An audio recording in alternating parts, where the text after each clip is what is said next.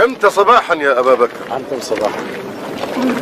आजकल दारुल नदवा नहीं आ रहे हो, तुम्हारी कमी खलती है वहाँ। हाँ मैं थोड़ा मसरूफ हूँ, आप लोग खुद ही संभालें। ना मालूम अबू बकर को क्या हो चला है। अब ये हमारी मजलिसों में भी नहीं आते और ना ही ज़्यादा लोगों से बात करते हैं। ज़रूर कोई गंभीर मसला है जो हमसे छुपा रहे हैं, वरना ये तो हमेशा आगे रहने वालों में से है। कैसे हो मेरे भांजे उमर? मैं खैरियत से हूँ जब तक मेरे सारे मामा खैरियत से हैं। तो फिर हमारे साथ चलो, या तुम भी कहीं मसरूफ़ हो? मैं भी, मुझे मेरे लोगों से कोई दूर नहीं रख सकता। चलो चलो।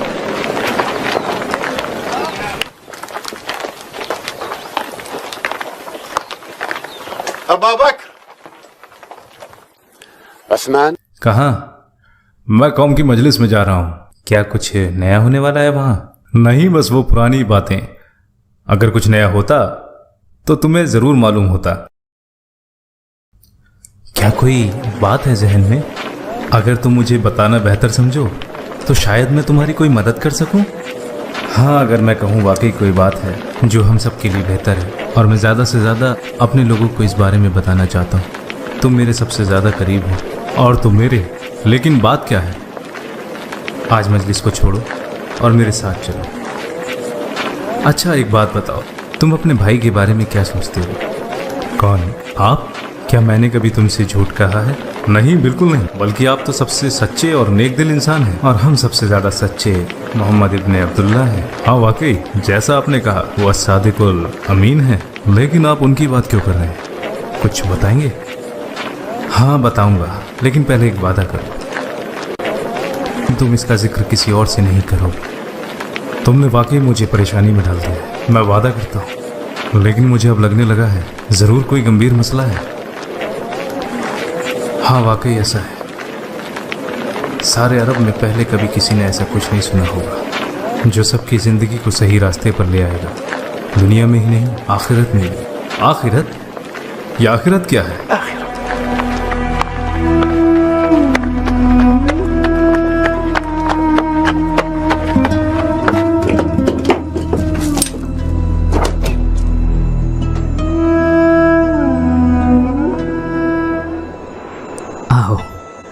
आपके चचा के बेटे मोहम्मद कैसे हैं? अपने रब के फजल से वो बिल्कुल ठीक है।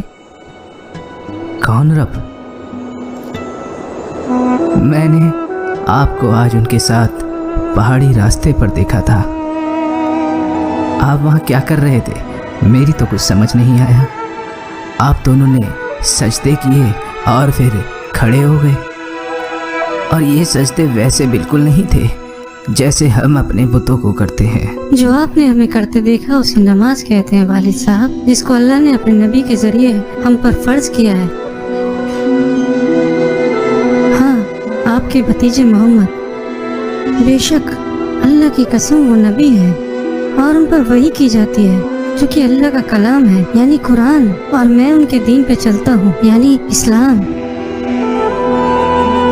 नबी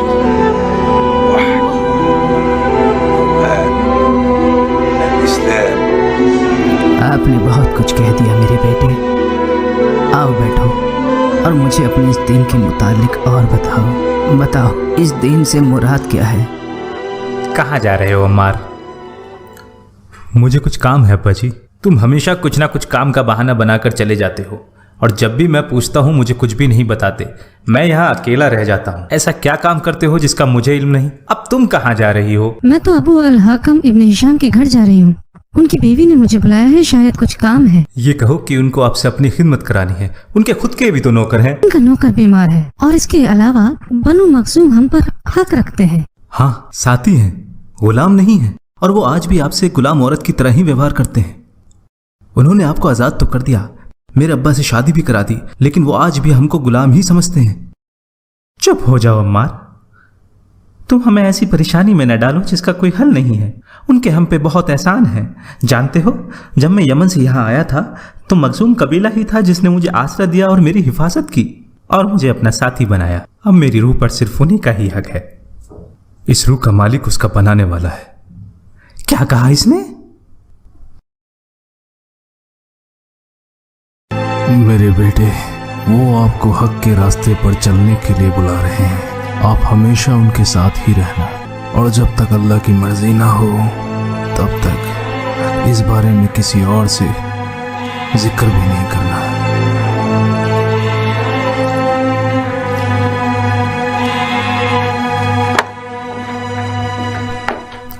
आओ आओ उमर, मेरे भांजे, कैसे हो?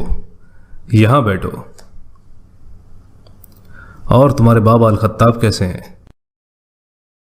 अच्छे हैं।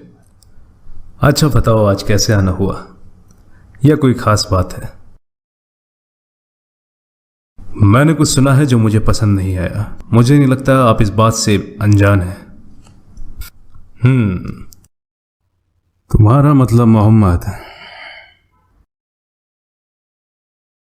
अगर जो मैंने सुना है वो सही है, तब भी जब तक ये बात सबके सामने नहीं आ जाती हम कुछ नहीं कर सकते।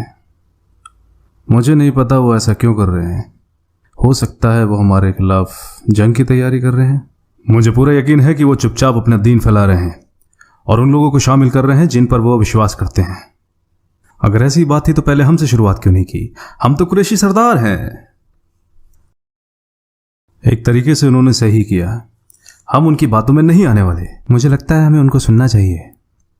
क्या उसने तुम पर भी कोई जादू कर दिया है? जो भी हमने अपने पूर्वजों से सीखा है वो काफी है। इससे बुरा कुछ भी नहीं कि उन्होंने हमारे पूर्वजों का दीन मिट्टी में मिला दिया, वो दीन जिसने हमें सारे अरब पर बादशाहत बख्शी।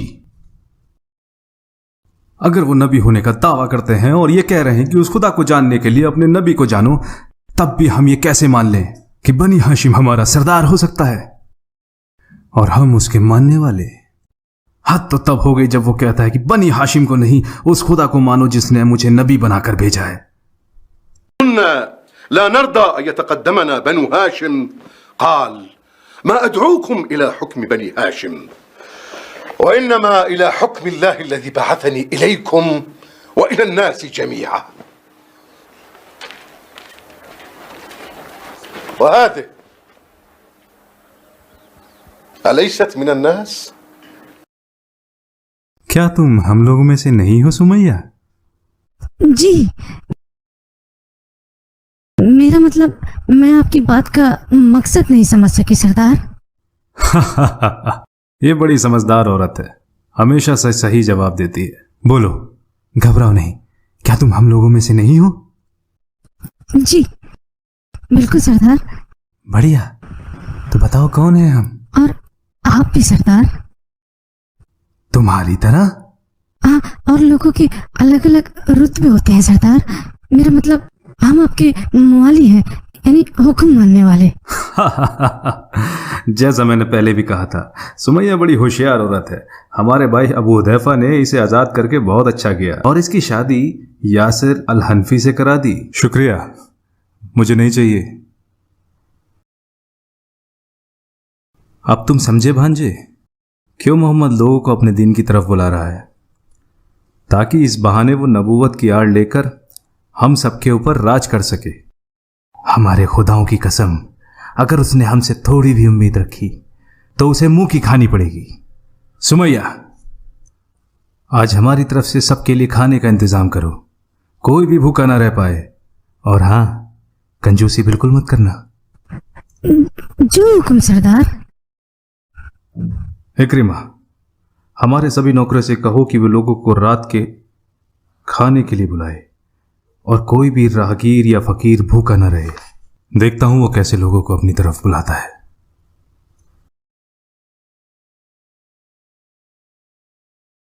नबी के मिशन के 3 साल बाद। कैसी हो तुम? तुम औरतों में क्या कर रहे हो? अब तुम जवान हो गए हो।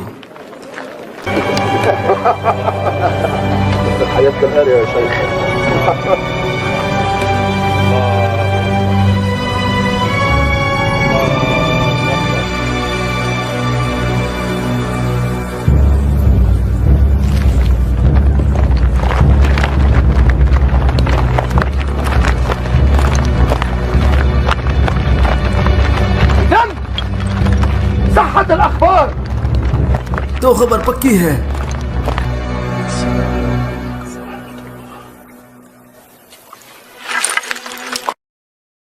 तो तुम लोग ऐसे इबादत करते हो? हमें पता चला था कि मोहम्मद ने हमारा दीन छोड़कर खुद का दीन अपना लिया है। जो मैंने अपने कानों से सुना था, आज अपने सामने देख रहा हूं।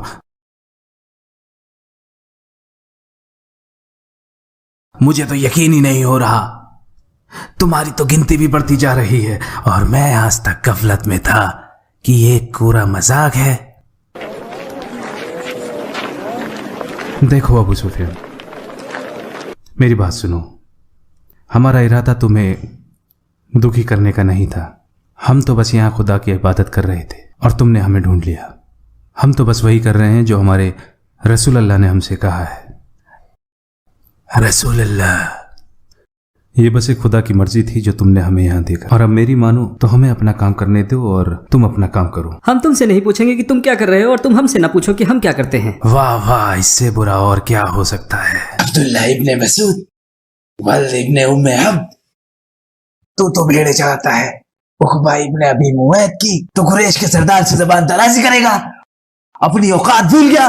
तुम हमसे मत पूछो हम क्या करते हैं और हम तुमसे नहीं पूछेंगे कि तुम हम क्या करते हो। तेरी ये मजाल। और तुम भी इन लीच लोगों का साथ दे रहे हो। तुम भी तो हम कुरैश के ज़ोहरा कबीले में से हो। तुम्हारा क्यों दिमाग खराब हो गया है? ये सब मुझसे बेहतर है। हमें तो ऐसा लगता है कि तुम इनसे ज्यादा के गुजरे हो। जब तक हम तुम्हें तुम्हारी गलतियों का सबक न सिखाते तब तक तुम्हें छोड़ेंगे नहीं। मारो इन्हें, मारो इन्हें।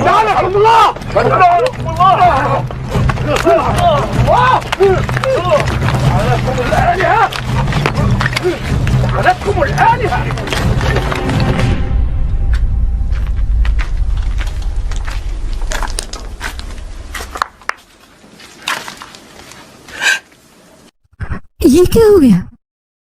मुझे कुछ नहीं हुआ अम्मी। तुम्हें बताना पड़ेगा। आज हमने उन्हें उन्हीं के तरीके से सबक सिखा दिया। आज के बाद वो कभी हमसे नहीं बोलेंगे। तुम किसकी बात कर रहे हो? अबू सुफियान और उसके साथी। क्या कहा? अबू सुफियान और उसके साथी।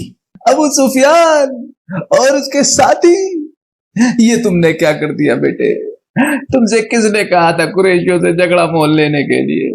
क्या तुम्हारा दिमाग खराब हो गया था? क्या तुम भूल गए हो कौन लोग हैं? जानता हूं, हम कुरैशी कबीले से नहीं है बल्कि अंस कबीले से हैं और मखजूम कबीला हमारा साथी है। और मेरी माँ गुलाम औरत थी अबू हुदैफा की। कुछ भी नहीं भूला। और अगर मैं कुछ भूलने की भी कोशिश करता हूँ ना तो ये कुरैशी मुझे सब याद दिला देते। फिर भी तुम्हारी हिम्मत कैसे हुई? बैठ जाइए, बैठ जाइए अब्बा जी। और अम्मी आप भी बैठ जाइए।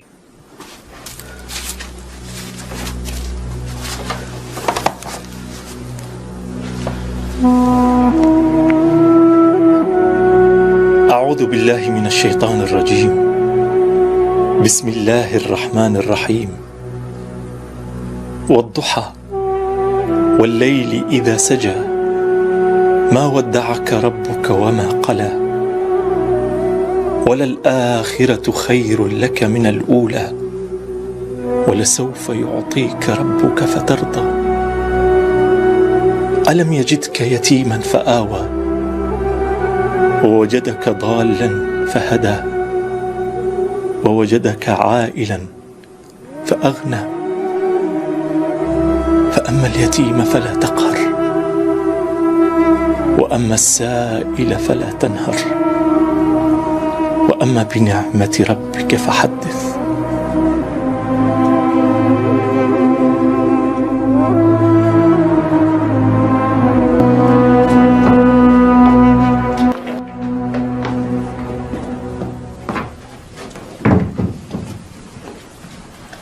ये मैं क्या सुन रहा हूं अबू सुफियान? क्या ये सच है कि? जी हाँ, वो बिल्कुल सच है। तो जब तुमने उन्हें पहाड़ी पर देखा तो करने देते जो वो कर रहे थे। तो आप क्या सब कुछ जानते हुए भी शुतुरमुर्ग की तरह मुंह छुपा कर बैठे रहेंगे अब्बा जी? आग को हवा मत दो हिंद। ठीक है, तो आप जानते हैं ये एक आग है जो एक चिंगारे से भड़की है और अगर इसे हमने अभी नहीं बुझाया तो ये हमारे घरों को भी जला डालेगी। वो हमारे रिश्तेदार हैं हिंद, क्या हम अपने ही पैरों पर कुल्हाड़ी मारेंगे? अगर उंगली में कोई जख्म हो जाए और उसे खुला छोड़ दिया जाए, समझदारी इसी में है कि उस उंगली को काट दिया जाए ताकि अपने आप को बचाया जा सके। अगर कोई निजी तौर पर अपना कुछ फैसला लेता है तो उससे हमें क्या लेना देना? मोहम्मद, अगर ये उनकी खुद की मर्जी थी तो वो किसी पहाड़ पे जाते और वहां अकेले बैठ के इबादत करते, हमें कोई दिक्कत नहीं थी। लेकिन वो तो अपने दीन को आम करने में लगे हुए हैं। अब लोग भी उनसे जुड़ने लगे हैं। कुछ को तो हम जानते हैं और कुछ को हम नहीं जानते। जितनों को मैं जानता हूँ उसमें है अबू बकर व उस्मान इब्न अफ़्फ़ान व उस्मान इब्न मज़ऊन व सअद इब्न अबी वक्कास व अब्द अर्रहमान इब्न औफ और बहुत सारे नीचे दर्जे के लोग। जो भी उनके साथ जुड़ रहा है वो हमारे साथ गद्दारी कर रहा है, और लोग जितना उनसे जुड़ेंगे वो हमारे खिलाफ होते जाएंगे। जितना लोग उनसे जुड़ेंगे उनकी ताकत उतनी ही बढ़ती जाएगी। लोग हमें मानते हैं क्योंकि हम अब्द शम्स कबीले वाले उन हाशिम कबीले वालों से दौलत में कहीं ज्यादा आगे हैं। मगर अब अबू तालिब का गोद लिया हुआ बेटा अगर ये नबूवत का ऐलान करेगा तो हम लोग उनसे काफी पीछे रह जाएंगे, तो उनकी ताकत कई गुना बढ़ जाएगी। लेकिन वो तो कभी अपने आप को अब्द शम्स कबीले से झगड़ा बंद करो। हम मोहम्मद के बारे में झगड़ा कर रहे हैं, जबकि अभी तक उन्होंने हमारे साथ अपने उस दीन के बारे में बात भी नहीं की। अभी हम में से चंद ही लोग उनकी पैरवी करते हैं। मेरी नजर में अभी हमें उनसे बात करने में पहल नहीं करनी चाहिए। हालांकि उनका ताल्लुक बनु हाशिम कबीले से है, लेकिन हम दोनों कबीले ही अब्दुल मनाफ की औलादें हैं। तो आपका कहना है कि आप मोहम्मद को ऐसे ही जाने देंगे जब तक कि वो हमारे लिए एक बड़ा खतरा ना बन हाँ, जाए? जब तक तो नहीं, जब तक वो हमारे लिए खतरा ना बन जाए। और अगर ऐसा होता है तो ऐसी सूरत में सारे कुरैशी कबीले मिलकर उनके ऊपर टूट पड़ेंगे। ऐसी सूरत में हम बनु हाशिम कबीले वालों से पूछेंगे या तो वो मोहम्मद को हमारे हवाले कर दें, फिर हम जो चाहें उनका वो करें, या फिर वो उनकी हिफाजत के लिए सामने आए। और अगर वो दूसरा रास्ता अख्तियार करते हैं तो सारे कुरैशी कबीले उन्हें छोड़कर हमारे साथ हो लेंगे और अब्दुल शम्स कबीले को सरदारी मिल जाएगी। सब्र से काम लो। नबूवत का ये ऐलान हमारे लिए या तो बहुत घाटे का सौदा होगा या बहुत फायदे का। देखना यह है कि हम कैसे तदबीर करते हैं। मेरा कहना तो यह है कि मेरी बात को ध्यान से सुनो और उस पर अमल करो।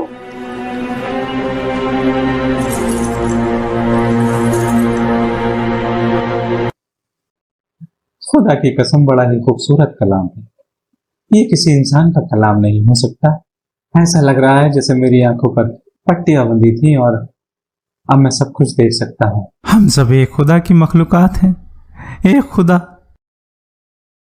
जिसने हम सबको एक जोड़े से पैदा किया है। वो एक खुदा जो हमें बराबरी का हक देता है, तख्लीक, हुकूक और फराइज में भी। दौलत और बराबरी कोई फक्र करने की चीज नहीं। लेकिन अबू सुफियान और उसके परिवार वालों ने जो सलूक साद बिन अबी वक्कास के होते हुए आप लोगों के साथ किया, तो सोचो वो हमारा क्या हाल करेंगे अगर हमने उनके बताए तरीकों को छोड़कर नबी की इब्तिदा करनी शुरू कर दी तो। अम्मार के अब्बू, जब आपको सच्चाई का पता चली गया है जैसे कि हमारे नबी ने बताया, तो अब आपको किसका डर है? हमारे साथी यानी मखजूम कबीले वालों का, या उनके खुदाओं का, या हमारे और आपके सरदारों का? हाँ, ये सच है कि मैं अबू हुदैफा के यहाँ गुलाम औरत थी। वो बड़े ही नेक दिल और ईमानदार इंसान थे। उन्होंने मुझे आज़ाद कर दिया और आपके साथ मेरा ब्याह भी करा दिया। लेकिन कुरैश की औरतें आज भी मुझे एक गुलाम की तरह ही मानती हैं। जब भी वो मुझे देखती हैं तो बस यही बोलती हैं कि वो देखो अबू हुदैफा की गुलाम औरत। अगर कोई मुझे अपने पास बुलाता भी है तो सिर्फ अपनी खिदमत कराने के लिए। उन्होंने कभी भी मुझे अपने पास बैठने का मौका नहीं दिया। मगर आज मुझे पता लग चुका है कि मैं किसी की गुलाम नहीं। मेरा मालिक बस वो एक अल्लाह है। अम्मार, मुझे नबी के पास ले चलो ताकि मैं भी इस्लाम कबूल कर लूं। और अगर तुम्हारे अब्बा नहीं जाना चाहते तो कोई बात नहीं, मैं आगे भी उनकी ऐसी खिदमत करूंगी जैसे पहले करती आई हूँ।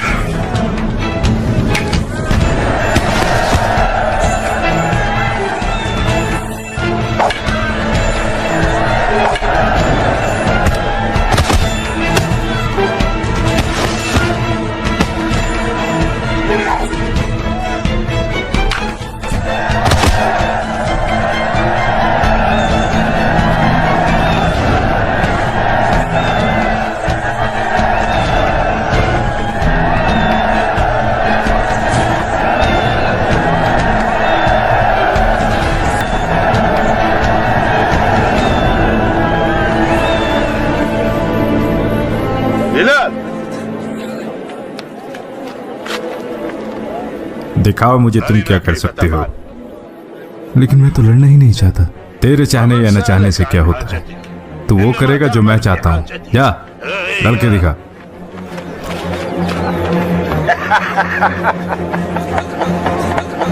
قد ظلمه أبوك وما عسى ابن حمامة أن يصنع مع ذلك الفحل. هيا يا ابن حمامة، أرنا منك اليوم قوة، فإن صرعت فلك عندي جائزة.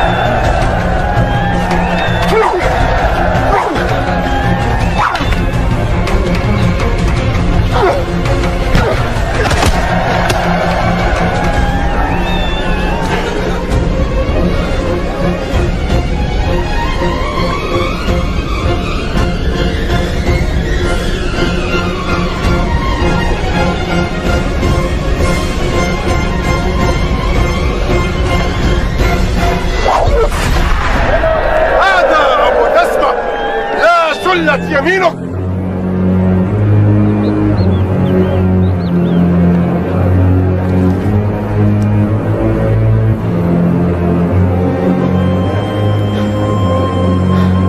رق الحبشي لابن جلدته.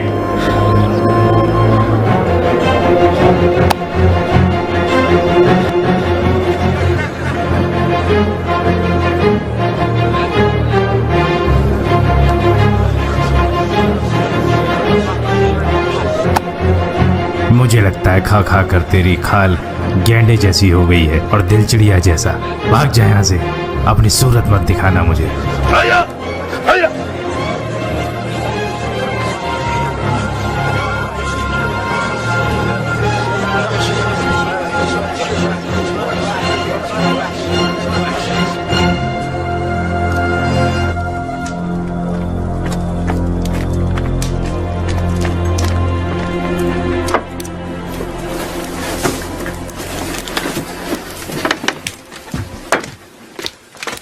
आंटी, तुम आज बहुत अच्छे लड़े।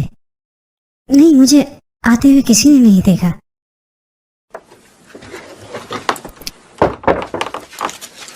मैंने तुमसे मना किया था ना यहाँ मत आना। तुम्हें किसका डर है, अपने मालिक का या लोगों का? मुझे अपने लिए डर नहीं लगता, बल्कि तुम्हारे लिए लगता है। आज तुम्हारे मालिक तुमसे बहुत खुश होंगे क्योंकि तुमने सभी लोगों को हरा दिया। किसी को कोई फर्क नहीं पड़ता कि अगर एक गुलाम औरत एक गुलाम मर्द से मिले तो। हाँ, बिल्कुल वैसे ही जैसे एक जानवर दूसरे जानवर से मिलता है। आज तुम अपने मालिक के पास जाओ और उनसे हमारे लिए बात करो।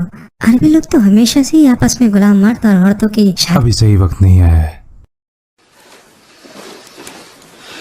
तो कब सही वक्त आएगा? मुझे नहीं पता, मुझे बिल्कुल नहीं पता, और तुम मुझसे बहस भी मत करो। मुझे लगा कम से कम आज तो तुम मेरे से खुश होकर बात कर लोगे। रेहाना,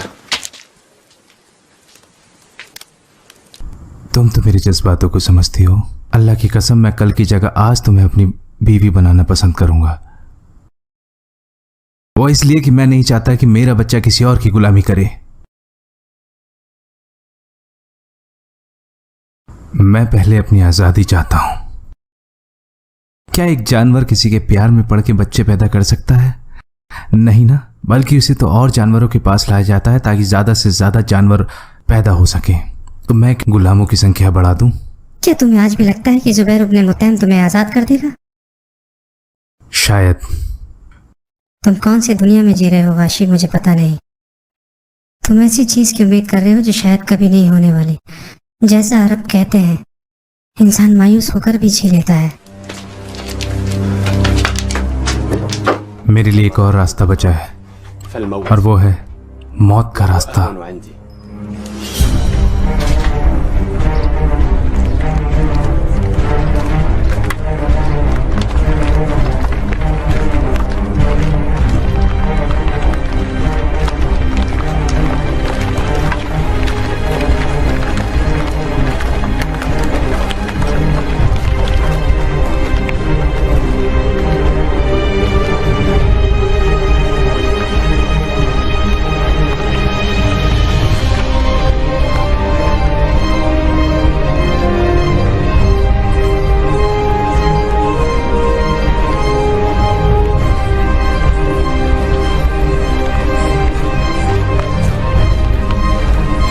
بسم الله الرحمن الرحيم وأنذر عشيرتك الأقربين واخفض جناحك لمن اتبعك من المؤمنين صدق الله العظيم। जल्दी चलो, मोहम्मद ने अपने लोगों को बुलाया है ताकि वो अपनी बातों को आम कर सके। जिस काम की आज तक सिर्फ हम खबरें सुना करते थे, वो आज एक हकीकत अख्तियार करने जा रही है। एक ऐसी हकीकत जो महज आम खबर हरगिज नहीं है। एक ऐसी हकीकत जो महज आम खबर हरगिज नहीं है। या बनी हाशिम, आप सब ने मेरे भतीजे यानी मोहम्मद को तो सुना है, जिनके बारे में आप सब गवाह हैं कि वो सादिकुल अमीन हैं। जब उन्होंने आपसे पूछा कि क्या आप उनकी बात पर यकीन रखते हैं, अगर वो ये कहें कि पहाड़ के पीछे एक फौज खड़ी है जो हम पर हमला करने को तैयार है, तो सब ने कहा हाँ, हम यकीन रखते हैं। उन्हें कभी भी झूठ बोलते नहीं देखा। फिर उन्होंने और कहा कि अल्लाह के सिवा किसी की इबादत ना करना, और ये भी कि वो अल्लाह के नबी हैं और उनके रसूल हैं। अब तुम लोग ही इसका फैसला करो। ऐसे मैंने आज इसलिए आप लोगों को इकट्ठा नहीं किया। वो अभी अपना मुकदमा पेश करेंगे और उसके दलाइल भी देंगे, लेकिन मैं इतना जानता हूँ कि ये एक बहुत अहम चीज़ हमारे कानों पर आ पड़ी है, जिसका कुरैश की तारीख में कोई जिक्र नहीं है। मैं आज यहाँ गुस्से से भरे चेहरे भी देख रहा हूँ, और ऐसे चेहरे भी देख रहा हूँ जिनकी नीयतों पर शक हो रहा है। जहाँ तक मेरा सवाल है, तो अल्लाह की कसम, मैं अपने भतीजे का साथ कभी नहीं छोड़ूंगा। जो मैंने उनसे कहा था, जाएं और वो करें जिसका हुक्म रब्बी हुआ है। अब मैं जानना चाहता हूँ कि आप सबका क्या कहना है। ये आदमी बहुत शरीर है। मैंने कहा यह आदमी बहुत शरीर है और यही कहता रहूंगा। बनी हाशिम के लोगों, मेरी बात सुनो। मैं भी उनका चचा हूं। वल्लाही मैंने आज तक ऐसा कोई फर्द नहीं देखा जो अपने ही लोगों को ऐसी मुश्किल में डाल दे जैसी मुश्किल में मोहम्मद हमें डालने वाला है। उसने अपने ही लोगों के दीन को गलत कहा है और हमारे खुदाओं को मानने से इनकार कर दिया है। उस वक्त तुम लोग क्या करोगे जब तमाम अरब के लोग कर हमारे खिलाफ खड़े हो जाएंगे? क्या हम मुकाबला करने के लिए तैयार हैं? बेहतर यही होगा कि हम मोहम्मद का साथ छोड़ दें। सारे अरब से दुश्मनी लेने से अच्छा यही बेहतर है। وتمدهم العرب لا والله नहीं, अल्लाह की कसम, हम तब तक उनकी हिफाजत करते रहेंगे जब तक हम जिंदा हैं। ये लोगों, आपने मुझे भी सुना और इसको भी, अब आप ही फैसला करें। आप हमारे सरदार और सबसे बड़े हैं अबू तालिब, हम सब आपकी राय से इत्तेफाक करते हैं। हाँ, हम सब आपके साथ हैं, अल्लाह की कसम, हम उनकी हिफाजत में आपके साथ हैं। तो ठीक है, अब आप लोग जा सकते हैं।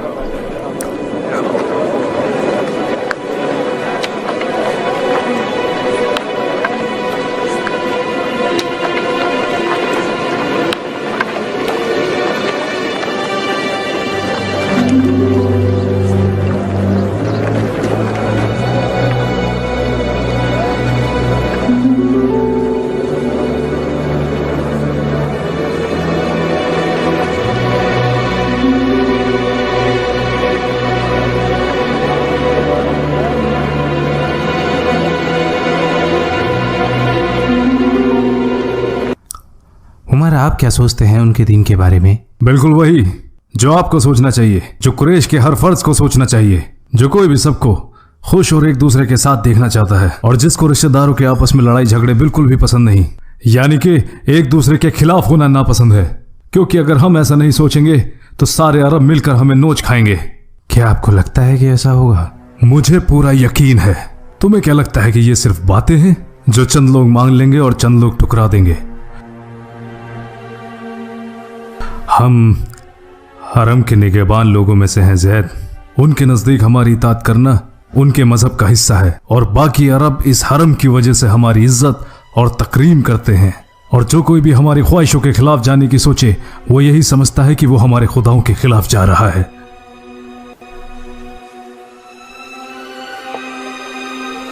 और तिजारत का क्या उमर? हरम और तिजारत, उन्हीं की वजह से कुरैश को मुकाम हासिल है। बिल्कुल, दोनों चीजों से कुरैश को कोई नुकसान नहीं, क्योंकि खुदा ने कुरैश को मुकाम दिया है कि हम खादिम हरम हैं, और तिजारत से हम उसके लिए वो माल लाते हैं जो उसको कायम रखने में हमारी मदद करता है, और हमें मौका देता है कि हम यहाँ इबादत के लिए आने वालों की खूब देखभाल कर सकें। और फिर कुरैश इस पैसे का इस्तेमाल करते हैं ताकि हरम की देखभाल हो सके, और इसीलिए खुदा ने हमें अपने मजहब और दौलत का अमीन बनाया है। इन्हीं दोनों की वजह से आज हम तमाम अरब पर बादशाहत कर रहे हैं। अब तुम भी बताओ, अरबों को कैसा लगेगा जब उन्हें पता चलेगा कि कुरैशियों के अब आपस में ही झगड़े होने शुरू हो गए हैं? तो फिर कुछ लोग उठेंगे और कहेंगे कि कुरैश के मजहब की तो कोई हैसियत ही नहीं है, मतलब कुरैश कोई मुकद्दस कबीला ही नहीं है। ऐसी सूरत में लोग हमारे मजहब पर चलना छोड़ देंगे, और लोग तो हमारे रस्म और रिवाज को भी मानने से इनकार कर देंगे। कुरैशियों की ऐसी हालत देखकर हमारे मजहब पर चलने वाले या तो फिर अपने घरों में ही इबादत करेंगे, या फिर हरम पर कब्जे की नियत से हमारे साथ जंग करेंगे और हमसे छीन लेंगे। ये है मेरी सोच, और मैं इस बात को यकीनी तौर पर कहता हूं ताकि लोग इस बात को माने, चाहे वो छोटा हो या बड़ा।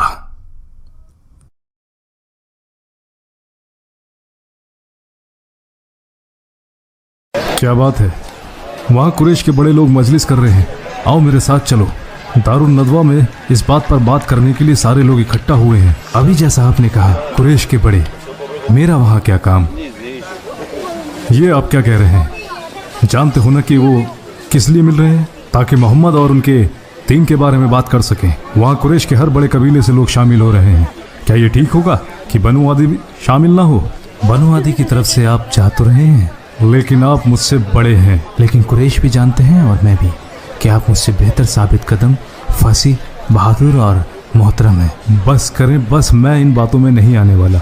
मैं बस ये चाहता हूँ कि आप नहीं, रब्बे काबा की कसम, मैं सच ही कह रहा हूँ। इसमें बुराई क्या है कि मेरी जगह मेरा भाई मजलिस में जाए, और हमारे अब्बा अल-खत्ताब ने भी तो अपनी जगह मजलिस का नुमाइंदा आप ही को चुना है। बनु आदि कबीला इस बात की तस्लीम करते हैं और आपकी फैसलों की इज्जत करते हैं, और इस बात से कुरैश भी तो खुश हैं। लेकिन मैं खुश नहीं हूँ। समझे तुम? जिसका काम उसी को साझे। और अगर आप इस मजलिस में जा रहे हैं तो ये काफ़ी होगा कि अल-खत्ताब ख़ानदान का एक बंदा इसमें हिस्सा ले। ताकि मजलिस में अच्छा हो या बुरा उसकी जिम्मेदारी सिर्फ एक ही के कंधों पर आए।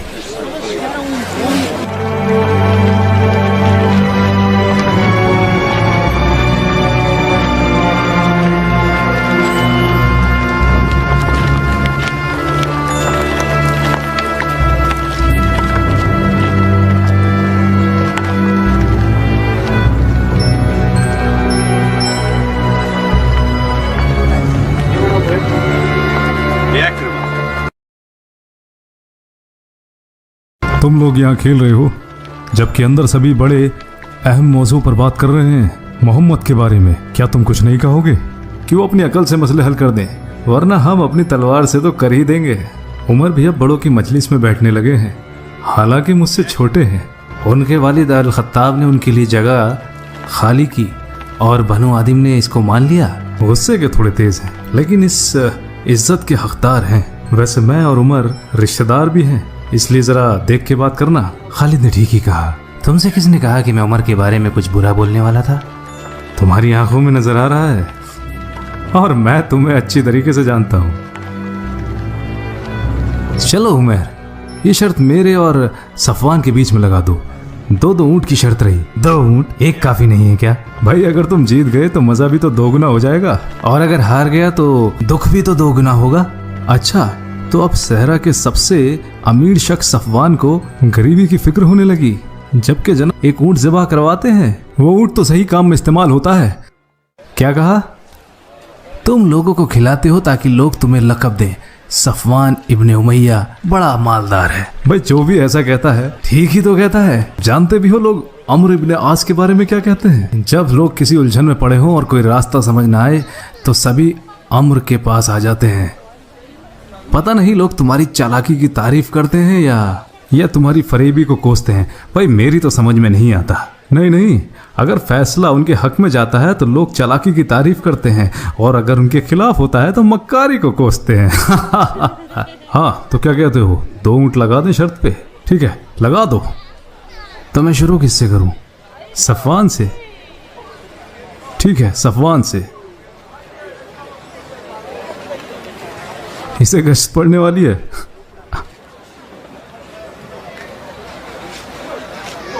अफसोस मेरे भाई, अब तुम भी मेरे साथ ऐसा सलूक करोगे? भाई मैं क्या कर सकता हूं, मैं तो बस तुम लोगों को खिला रहा हूं। कोई बात नहीं सफवान, तुम बहुत अमीर हो और तुम्हारे अब्बा भी। अगर तुम कुछ हार भी गए तो तुम्हारे अब्बा तुम्हारी मदद कर देंगे। भाई मेरे अब्बा के पास इतना माल नहीं है जितना तुम्हारे बाप अल वलीद अल मुगीरा के पास है। काफ़ी लोगों को कंगाल बना चुके हैं, मक्का और ताइफ दोनों में। मैंने अल्लाह और अल-उज़्ज़ा की इबादत की थी यहाँ आने से पहले, और दोनों के नाम पर जानवर कुर्बान करके लोगों को भी खिलाए थे। शायद तुम्हारी आवाज़ उन तक पहुंची नहीं, वरना वो तुम्हारी मदद ज़रूर करते। या फिर हो सकता है तुमने सेहतमंद ऊँटनी कुर्बान ना की हो। आमर, तुम खेलना चाहोगे? ये सफवान अल्लाह और अल-उज़्ज़ा की इबादत करके यहाँ आया, जो कि उनके लिए पैसे और जानवर भी कुर्बान करता है, और फिर भी हार गया। तो फिर सोचो अल्लाह और उज़्ज़ा मेरे क्या हश्र करेंगे, जिसको उनके पास से गुजरे भी महीना हो गया और आज तक बस एक कमज़ोर सी बकरी उनके नाम पर कुर्बान की है। तुम्हें क्या हो गया अबू जंदल? क्या लगता है अबू जंदल बड़ों की बात सुनने में ज़्यादा मसरूफ़ है। जब सिर्फ उन्होंने एक खुदा को मानने की बात की और हमारे खुदा और बुतों को मानने से इनकार कर दिया, तो फिर ये कैसे कह दें कि उन्होंने हमारे खिलाफ कुछ भी नहीं कहा? हमें क्या फ़र्क पड़ता है अगर हम अपने खुदाओं की वैसे ही हिफाजत करते रहें जैसे हम करते रहें, या फिर तुम मोहम्मद से डरकर अपने खुदा का दीन छोड़ दोगे? अबू अल वलीद, ऐसे मामलात में हर किसी की सोच एक जैसी नहीं होती। देखो कुछ लोग अब हमारे दरमियान इस मजलिस में भी नहीं हैं। कहाँ है अबू बकर? कहाँ है उस्मान? कहाँ है अबू उबैदा? हमें सिर्फ उन लोगों का पता है जो हमारे बीच से गायब हैं, या वो लोग जो ये मानते हैं कि दीन मोहम्मद कबूल करके लोगों पर जाहिर करते